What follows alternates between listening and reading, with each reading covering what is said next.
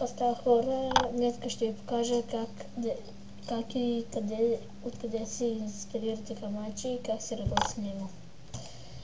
Линка ще е в описанието. Като си го инсталирате, си го пускате. Това не знам. Тук съм влязъл в един нетворк. Това, като го натиснете, си изключвате, офлайн ставате. И отново го пуснете.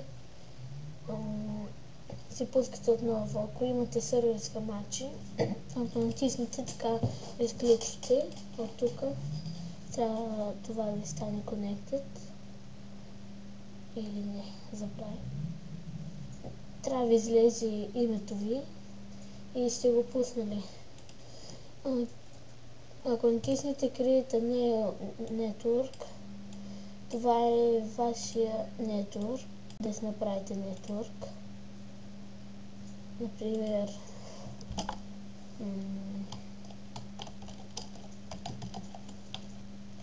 парола 1, 2, 3 си измислете. След това натиснете 1,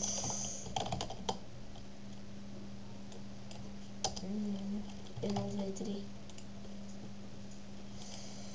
4, 5, 6.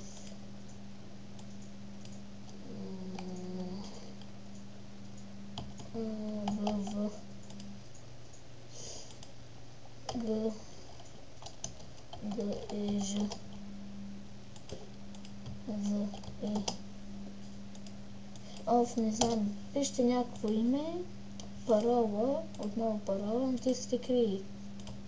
Тук ще ви излезе вашия нетворк.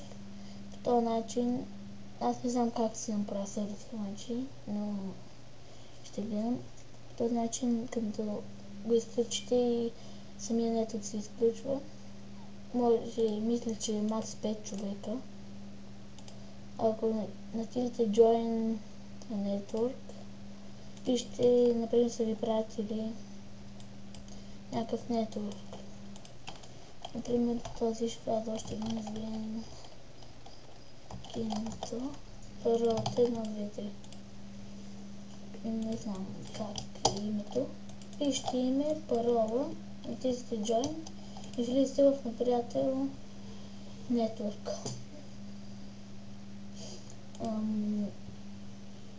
Това не съм писал. Не. Ще дам много на пауза. Видях.